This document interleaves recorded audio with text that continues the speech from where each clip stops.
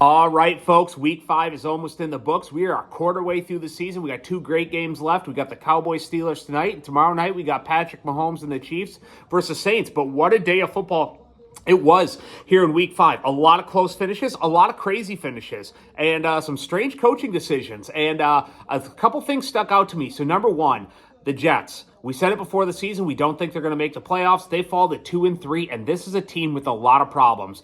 Aaron Rodgers threw 3 interceptions today. I don't think that's their biggest problem. Right now, I do not think they're particularly well coached, and we said it all season. I hate their offensive line. If you look at Breece Hall, a guy who I thought was going to be the best running back in the NFL this year, a guy I drafted first in fantasy football this year, over the last 2 games, he has 19 carries for 24 yards. That's about as bad as it gets. They cannot run the ball at all. They cannot protect Rodgers. I don't think they're going to make the playoffs. I think this is a team that's going to be 7-10, 8-9, somewhere in that range. Right now, they are just not very good. And Aaron Rodgers really has to be regretting his decision to come back this year because he looks pretty awful. Number 2, the 49ers go down. They're now 2-3, and they are a team that I don't really know what to think about. If I watched the first half of that game, I was like, this is by far the best team in the NFL. They're running the ball all over the Cardinals. They have wide receivers running wide open all over the place. George Kittle is breaking tackles.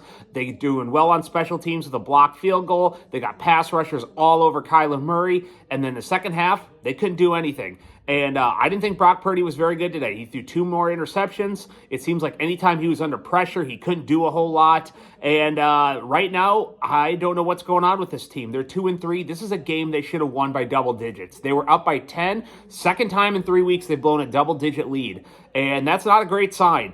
Now, the good news is that I don't think that division is very good. They get Seattle on Thursday night in Seattle, and right now, if they win that game, they could be tied for first in the division. But let's take a look at the schedule. Their next 6 games are absolutely brutal. They got the at Seattle on Thursday night. Then they got the Chiefs, Cowboys, Seahawks again, Packers, and Bills. That's about as tough of a 6-game stretch as there is in the NFL this season. So a little bit concerning. Now, I don't think this division is very good. They are loaded with talent, but right now they are not showing it.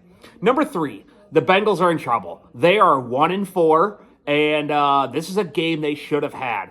I thought Lamar was fantastic today. I thought Burrow was fantastic, but there was a very strange coaching decision that I thought was coaching malpractice today. So the 2 teams go into overtime. Lamar fumbles the snap, and the Bengals get the ball back in Ravens territory. They are set up for a 53-yard field goal. Everybody watching that game and saying, do not settle for this 53-yard field goal. They run it straight into the line 3 times in a row, and everyone watching the game knew they were missing that 53-yard field goal. I thought it was coaching malpractice. Why they would settle for a 53-yard field goal and not try to improve their position at all was beyond me. They deserve to lose after that coaching decision. I absolutely hated it. Now they're 1-4, and they are in trouble. They're looking up at a lot of teams, and their defense is terrible, and I don't know if they're going to make the playoffs. I don't think so at this time. Number 4, the Commanders.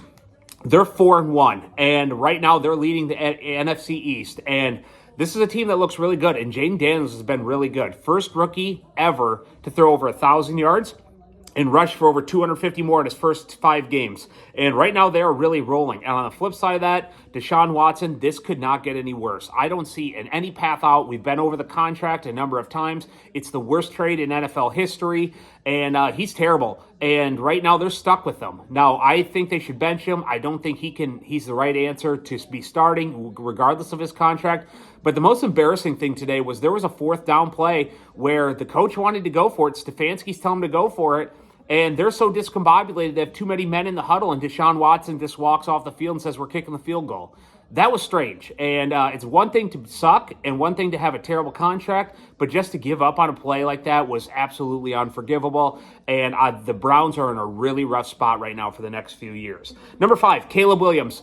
This was his best game of his career, and I thought he played really well today. They're 3-2, and they're sitting in a pretty good spot. I projected the Bears to make the playoffs this year, and this was really good to see Caleb Williams finally get something to going, so I was really encouraged by that.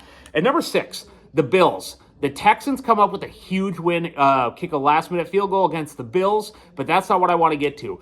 The Bills, for the first 3 games, I thought Josh Allen was absolutely unstoppable. Now, this is the second game in a row where he really could not do a whole lot. If you look at today, he had 135 yards passing.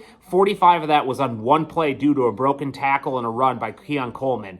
And he's been pretty bad over the past 2 games. And through the first 3 games, I was like, this is the best player in the NFL. He cannot be stopped. He can run it anytime he wants. And the last 2 games, he's just been pretty bad, and it's really hard to explain. I don't know what's going on with him. He did hit his head pretty hard during the game today. I don't know if that affected him at all, but I want to see if he can get it back going, because he's really struggled over the past 2 games. Now, they have had their best wide receiver, Shakir, has been out, so maybe that's partially what's going on, but he's just really struggling and hard to explain. So great week of football today. 2 more great games coming up, and we'll talk to everyone Wednesday night.